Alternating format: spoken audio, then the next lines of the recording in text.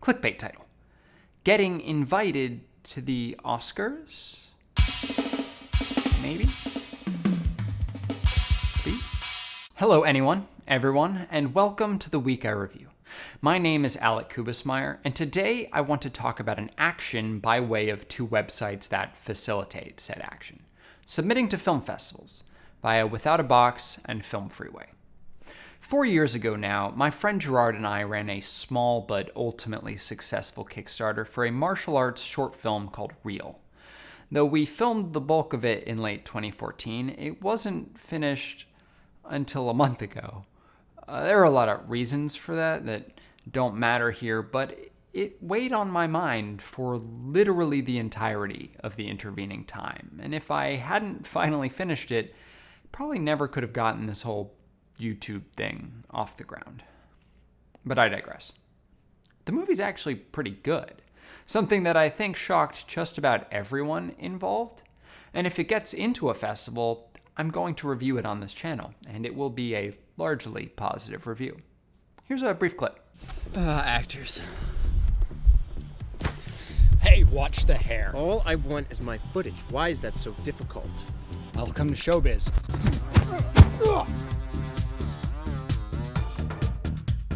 It's fun.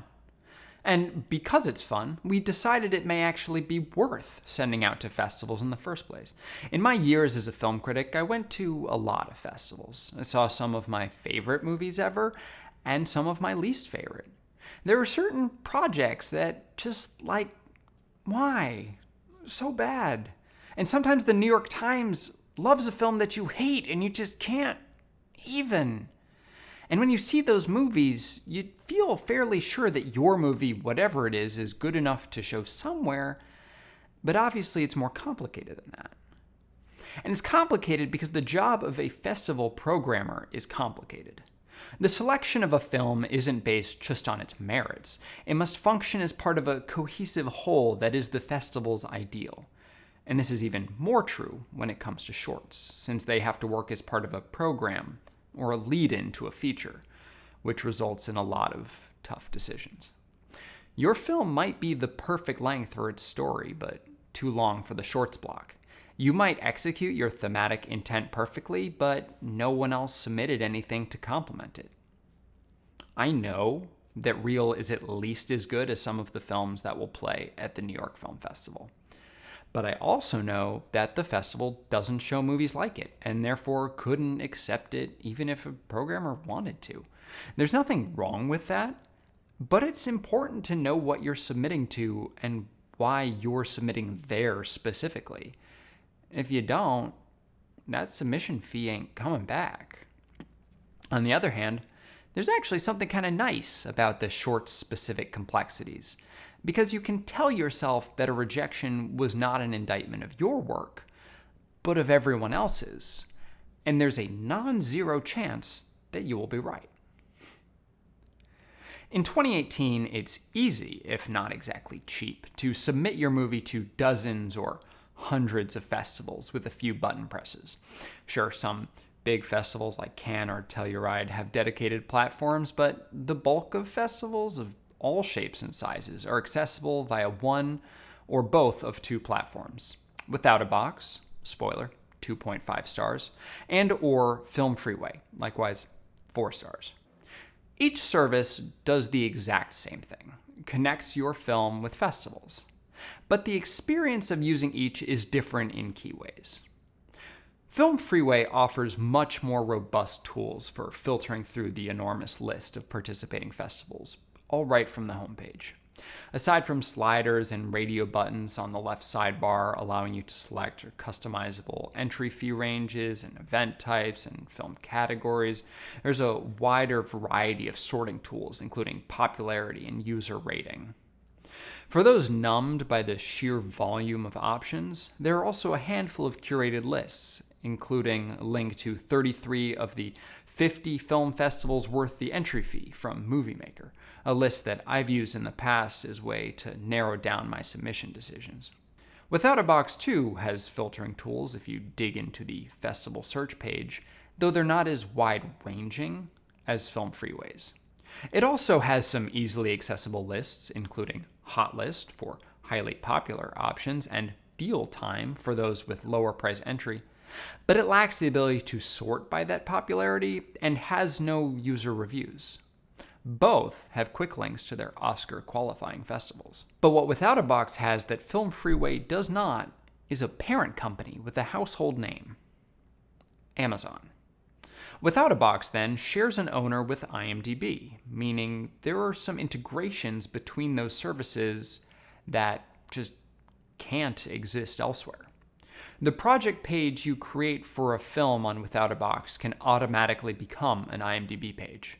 Considering how user-unfriendly the IMDb interface is, it's a major step up. Additionally, there is a button right up there in the corner of WithoutABox telling you that you can have your film put on Amazon's Prime Video Direct if you want to self-distribute it. These are nice. Since the last time I used it, FilmFreeway has introduced a profile system that they bill as like IMDb Pro, except it's free. But let's be real. No. FilmFreeway's profile system is an IMDb competitor in the same way that Yik Yak was a Twitter competitor. R.I.P. Yik Yak. WithoutABox is the OG here, and that status has come with some complacency. And fair enough, you don't need the most efficient browsing system when you offer exclusive access to Sundance, Slamdance, Tribeca, Fantasia, etc. To take on WithoutABox, then, FilmFreeway would need the sleeker interface and the more modern feel. And it has that. Every aspect of the service feels more thoughtfully designed.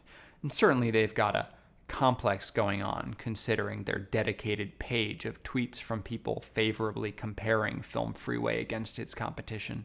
Maybe if I tweet out this review, I'll get added to their page. Probably not. It's a bit much.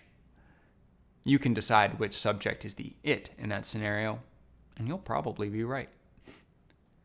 But the flip side of WithoutABox's hold on the big names is that its selection of smaller festivals is less impressive.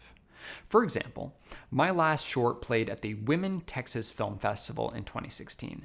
It was shot after Reel, but finished much earlier. And maybe I'm a little biased, but it's genuinely a great festival, and it's only on FilmFreeway. I asked Justina Walford, the festival's creative director and most impressive person I have ever met, why. And she told me it was a combination of complexity, cost, and ultimately just need. Enough people use FilmFreeway to fill their slate with high-quality productions, so why even bother with its competitor? But this means that a filmmaker will inevitably have to use both. WithoutABox for the big names, and FilmFreeway for literally everything else. Because for the festivals that use both, Austin, Fantastic Fest, also in Austin, Female Eye, etc., there's no reason whatsoever to go with the Dinosaur. But regardless of the platform, it's unequivocally the case that getting your work in front of programmers is more or less infinitely easier than it once was. With a single video file, maybe even a Vimeo link, you can get your work seen by programmers all over the world. And though both FilmFreeway and WithoutABox seem to take issue with the fact that Reel has two directors, they take a lot of the frustration out of information gathering.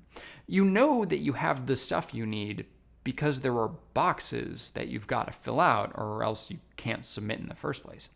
It's easy. It's nice. And then, of course, you can obsessively check the status of all your various submissions from the comfort of a single dashboard, or two.